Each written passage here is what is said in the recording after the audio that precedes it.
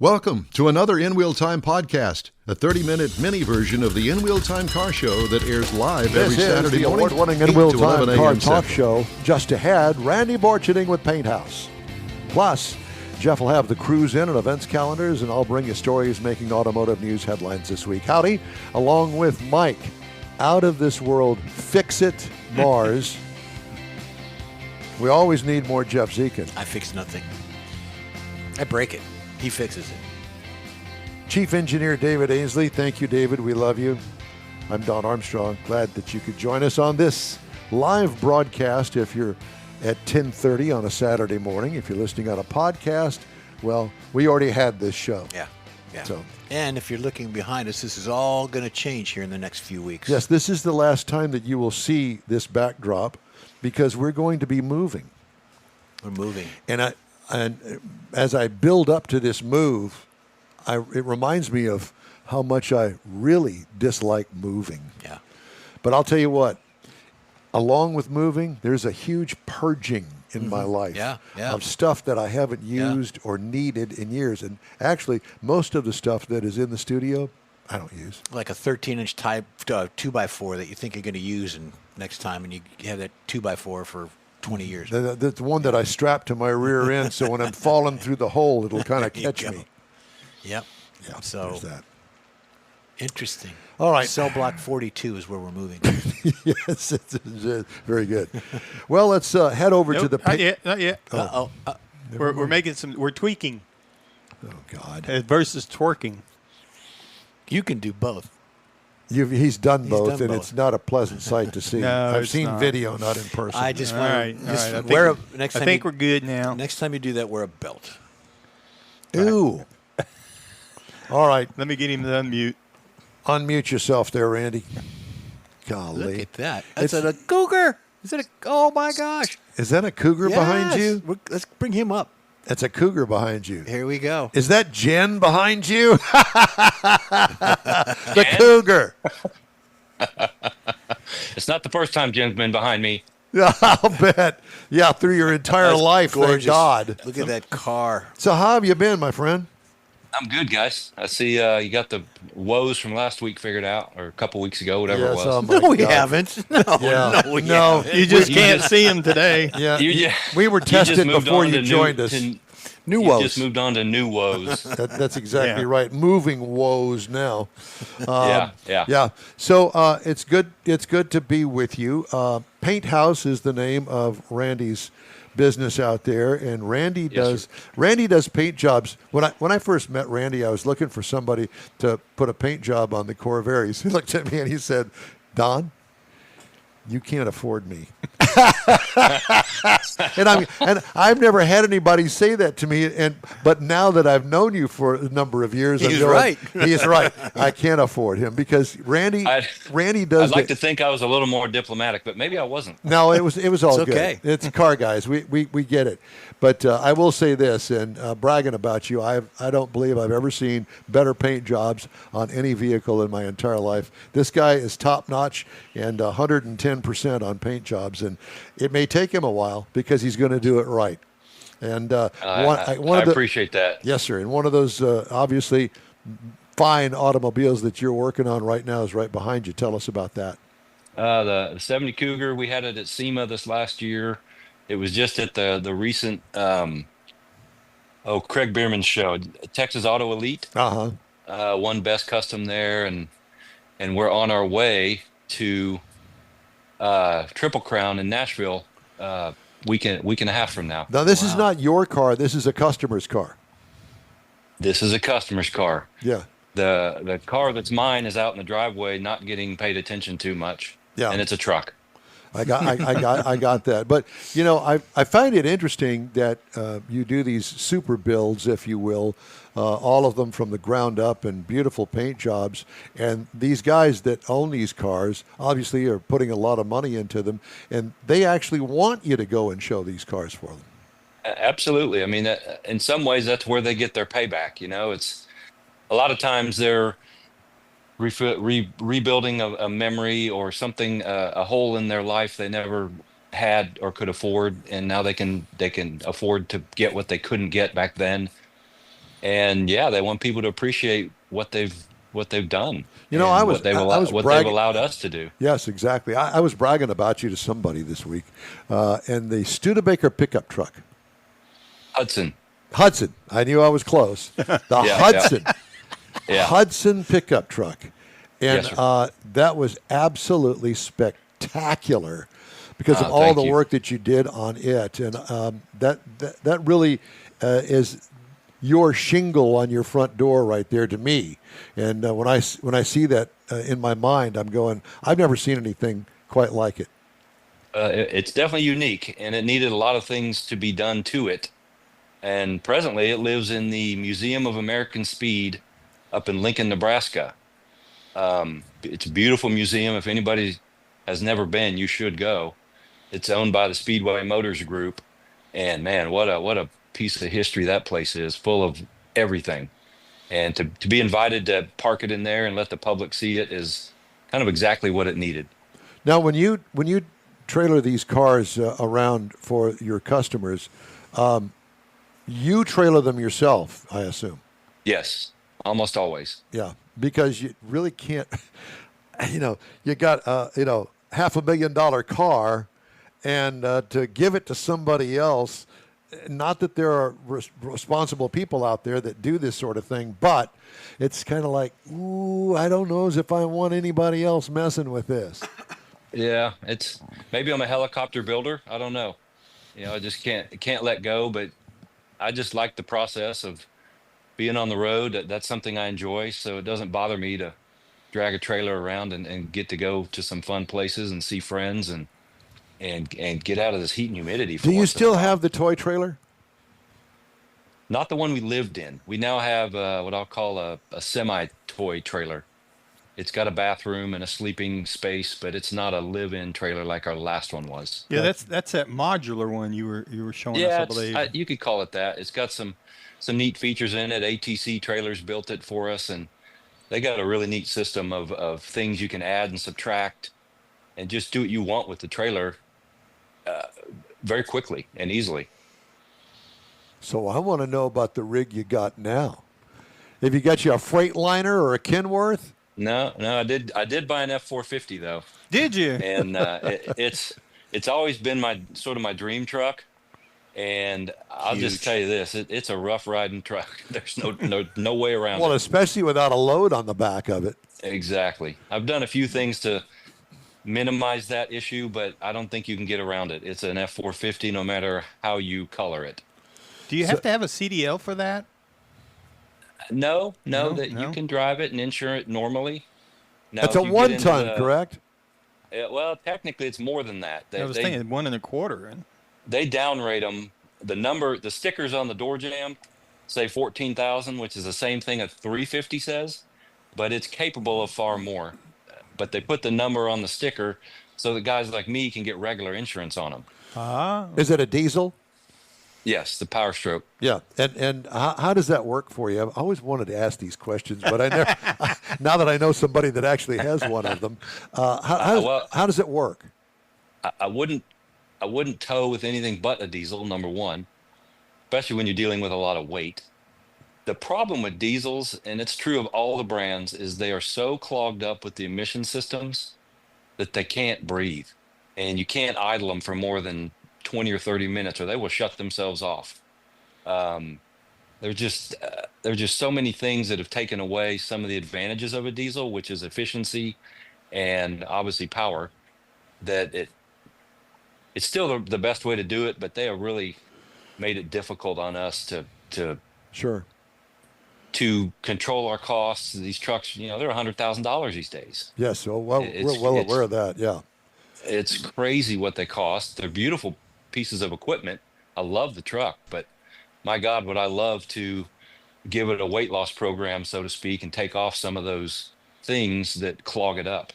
Now, does the same hold true when you buy a Kenworth or a Freightliner that's got the big living quarters on the back of it, but it can also haul a double stacker from all the way back to your mama's house?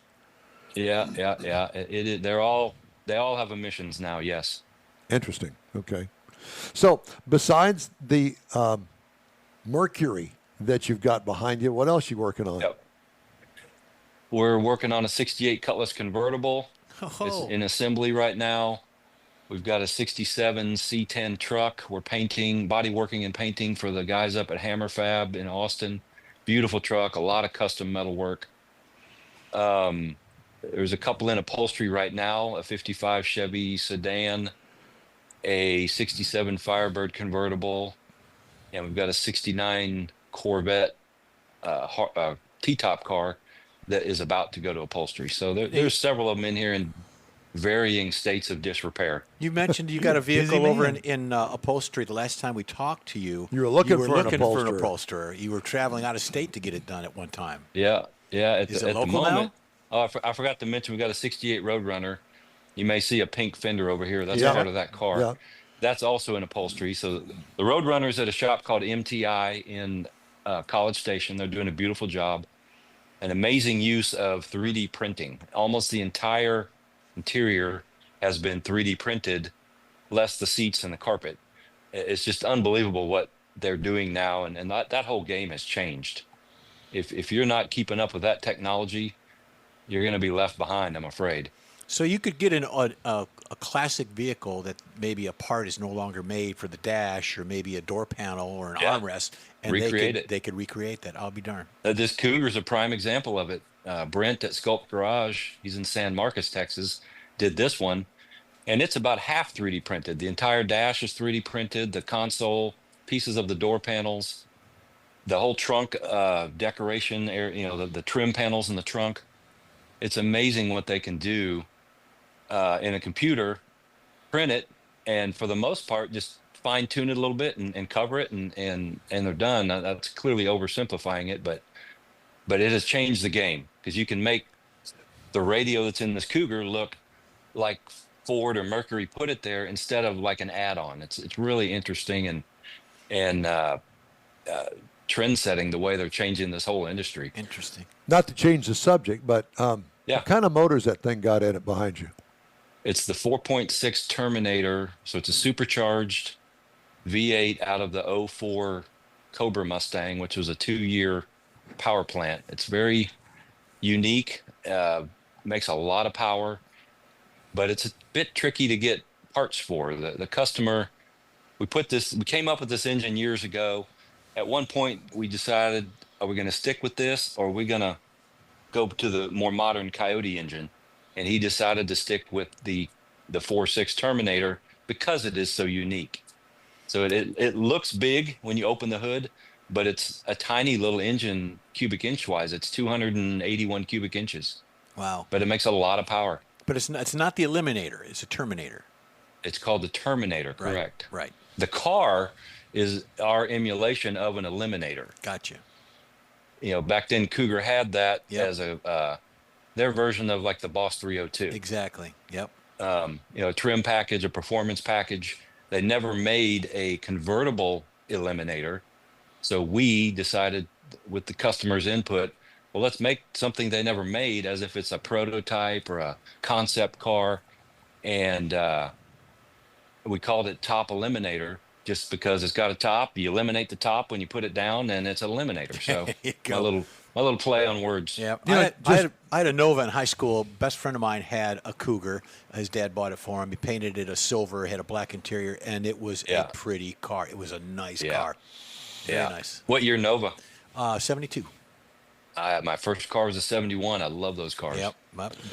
If I couldn't see the front end of that car and the actual nose of it, looking down the side, it has the crease that goes from the fender through the door to the actual rear quarter panel there. Mm-hmm. It looks very similar to the Buick Skylark. Yes. Yeah. The I can see lines. It just struck me as odd. I've really never noticed it. But you just don't see that many Cougars around. True. And they're neat cars. They were the gentleman's hot rod, the upscale Mustang, whatever you want to call it. But a neat car. Well, when I think of Mercury, I always think of upscale interiors, nice seats, nicer seats than a Ford. Yeah, right. And I think that they did it right. Well, it's a shame that brand went away. What was the step above the Cougar? It was the Mercury Marquis? Marquis. That was a big car. Yeah.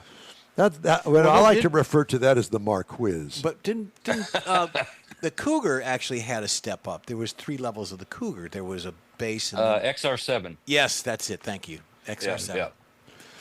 Well, Randy, it's always great to talk to you, my friend. Yeah. Thanks. And tell Jen we said hi. I'll do it. And I'll do it. And we need to talk. We need to talk more often. I'm thinking about every 6 weeks or so. We get sidetracked talking to him about these beautiful cars he's building. I thought we were going to have a subject matter, but this is fun too. Well, that's it. We always get sidetracked because I'd still like that's to all right. for him to share his holler. Yeah, his story about how he got started and how somebody else, some of these kids that are coming out of high school was kind of our target, but we'll have to do that at another time. Well, no, let's kind of brush on that right now. All right. So, how did you get started, Randy? All humor aside, building models. Right, as a kid, I loved building models. Yep. And I hate to say it this way, but I'm just building bigger models, and sometimes glue is required. Yeah. Well, I mean, and did you ever work at a dealership? No, I have no formal training in this. Whatever I've learned, I am still learning the hard way. And how long have you been doing it with your business? Oh, gosh. We'll just call it 30 years, somewhere in that range. Liar. It's longer than that.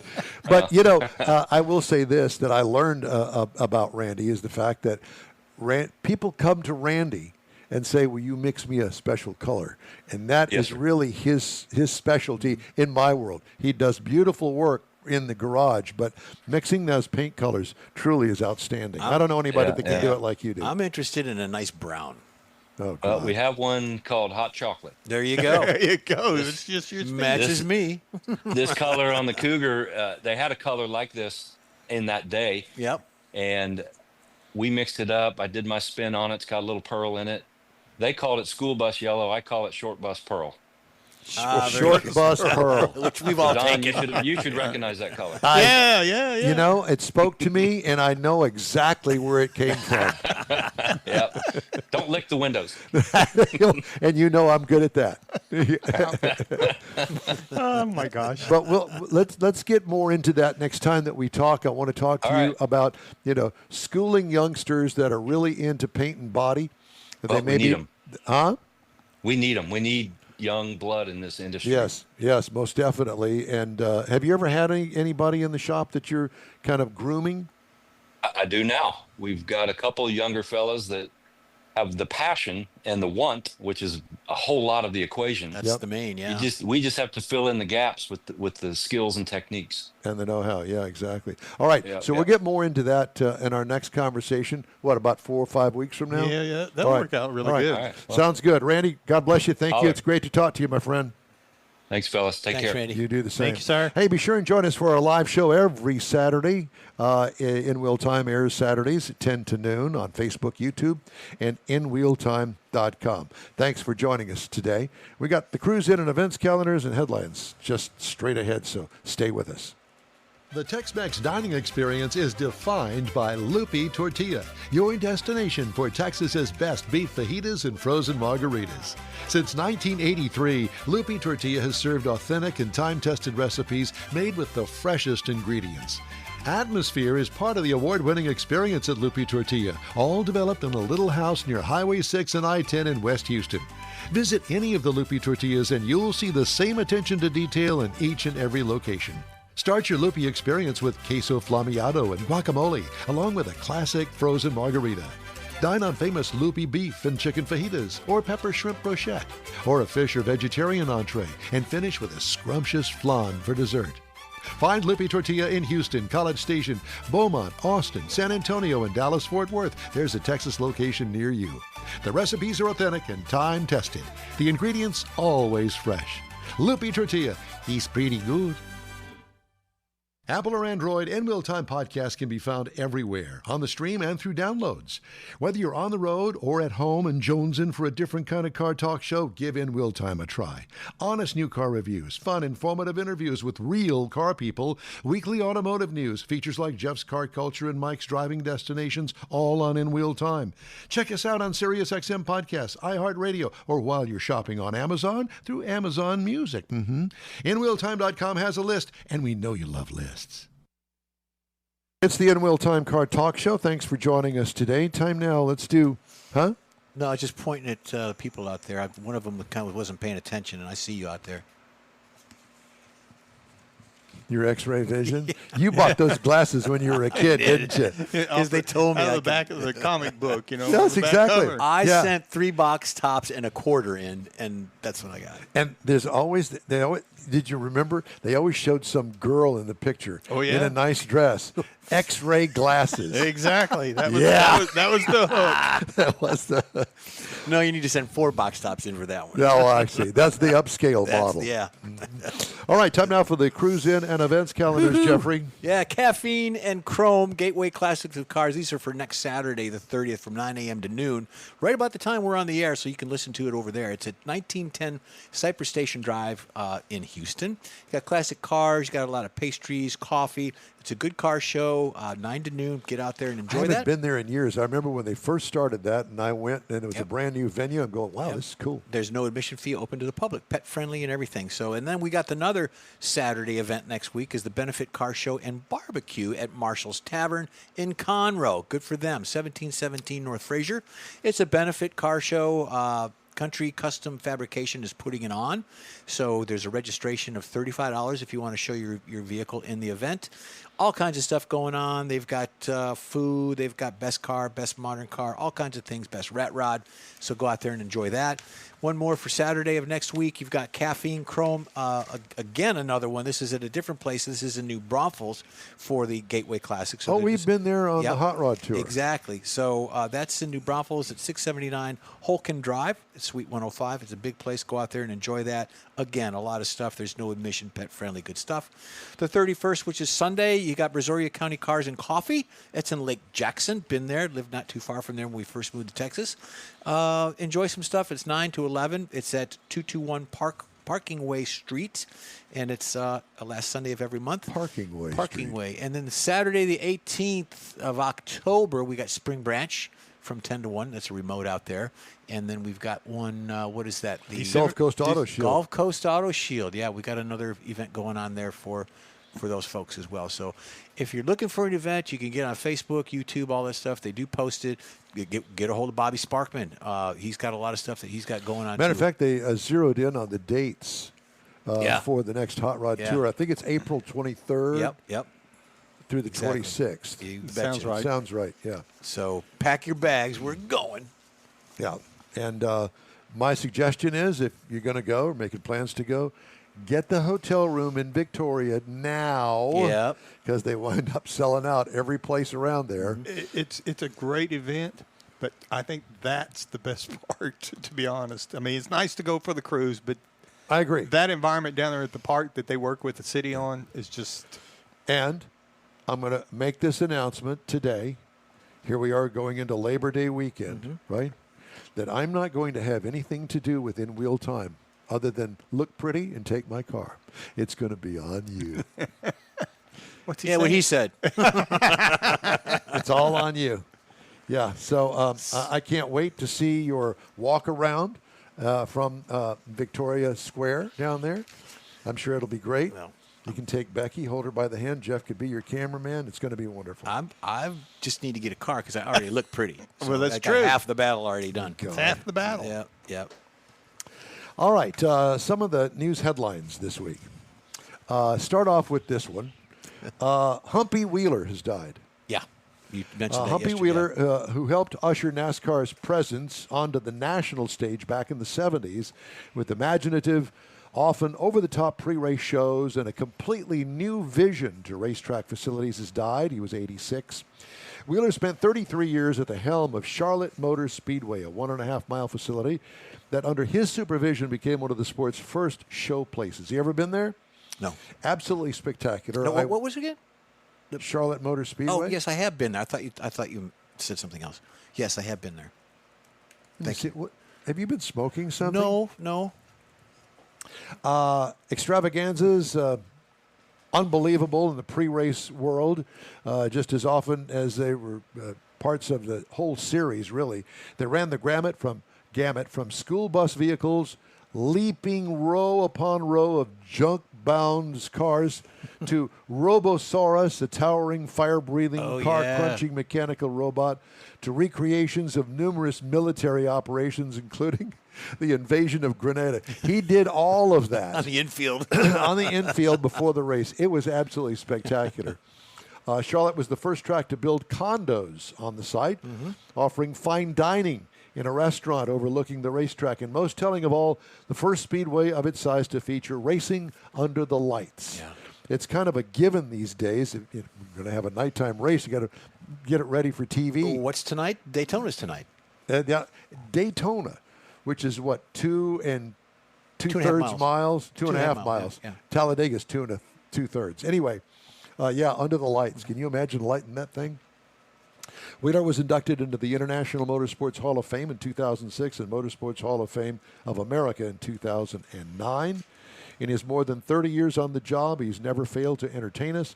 He's always put the fans first, team owner Rick Hendrick said upon hearing of Wheeler's departure from CMS, Charlotte Motor Speedway. Humpy's contributions will go down as some of the most significant in the sport's history.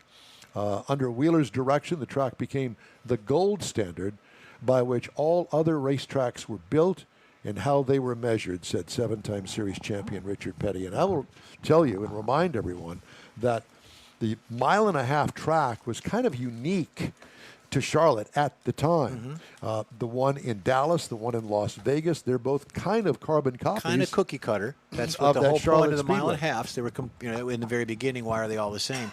But he was the Barnum and Bailey of yes, NASCAR. He was. Yeah. Very, very creative and very imaginative. And I will say that mile-and-a-half formula worked because it's big enough that you can get up to speed, but it's also small enough that you can get close to the action. Well, and you also can put 5 turns in it because That's right, the dog leg. Yeah, you got a dog leg in there. Yeah. Yep. I thought this was an interesting story that came out yesterday. Prime Minister Mark Carney says Canada is dropping some retaliatory tariffs on American products, but not auto duties, to match U.S. tariff exemptions for goods covered under the United States-Mexico-Canada agreement. So that is still in place. Carney says the decision will take effect September 1st. Carney says Canada and the U.S. have reestablished free trade for the vast majority of goods. Carney had a call with U.S. President Donald Trump on Thursday, and Carney confirmed that Trump assured him the move would help kickstart trade negotiations with the U.S. Stop ripping us off. Yeah. Ford is looking to develop a supercar for off-road racing. Until it's recalled. As a follow-up to its new $325,000 Mustang GTD high-performance sports car. My God, a Mustang for $325,000. Lee Iacocca would be turning in his grave. Yeah. Ford CEO Jim Farley, the recall man, said he envisions the vehicle as a dirt-loving, high-performance machine that could compete in the Dakar Rally desert endurance race in Saudi Arabia. No one's ever built a supercar for gravel, high-speed, sand, dirt, Farley said. I'm thinking really deeply about it, and usually that turns into something. Automakers have a history of fielding limited production, pricey trophy models to cast a halo over their broader enterprise. Somebody's calling me. Uh-oh. And I am not going to be able to answer You mentioned Dakar Rally. There's been Jaguar and Porsche have entered in that Dakar Rally with SUVs. Years. Yes, absolutely. So what is making this so special? Well, they're not showing their hand on this. Okay. Ford is also stepping up its racing activities, including a return to the Formula One circuit next year to burnish its motorsport credentials. Here comes Cadillac right behind them. Hertz Global Holdings says its sales unit is partnering with Amazon.com automotive retail platform, Amazon Autos, to sell pre-owned vehicles. The collaboration, announced August 20th, builds on Amazon Auto's recent expansion into used vehicle sales. I take umbrage with that. The Cadillac will be in front of them. They'll be behind Cadillac. Thank you, Jeff. Yeah. Appreciate that. Yep. We'd love to hear from you. Shoot us an email. The address is info@nwheeltime.com. We'll be right back. You own a car you love. Well, why not let Gulf Coast Auto Shield protect it? Houstonian John Gray invites you to his state-of-the-art facility to introduce you to his specialist team of auto enthusiasts. We promise you'll be impressed. Whether you're looking to massage your original paint to a like-new appearance, apply a ceramic coating, install a paint protection film, nano-ceramic window tint, or new windshield protection called ExoShield, Gulf Coast Auto Shield is where Houston's car people go. Curbed your wheels? Instead of buying new, why not have them repaired? How about a professionally installed radar detector? Gulf Coast Auto Shield does that too. Get a peek inside the shop and look at the services offered by getting online and heading to gcautoshield.com. Better yet, stop by their facility at 11275 South Sam Houston Tollway, just south of the Southwest Freeway, and get a personal tour. Gulf Coast Auto Shield is your place to go for all things exterior. Call them today, 832-930-5655 or gcautoshield.com. The award-winning In Wheel Time Car Talk Show now reaches 5.3 million folks each year. Check us out on InWheelTime.com, the Odyssey radio app, YouTube, Facebook, and just about every other entertainment source out there, including our live broadcast every Saturday, 10 to noon Central Time. The In Wheel Time Car Talk Show has informative automotive guest interviews, new car reviews, along with popular features including Jeff's Car Culture, the latest new cars, cruise-ins, and racing dates. It's InWheelTime.com. Join us.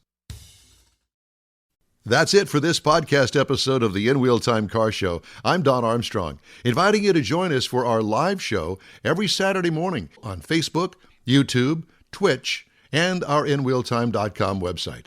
Podcasts are available on Apple Podcasts, Spotify, Stitcher, iHeart Podcast, Podcast Addict, TuneIn, Pandora, and Amazon Music. Keep listening, and we'll see you soon.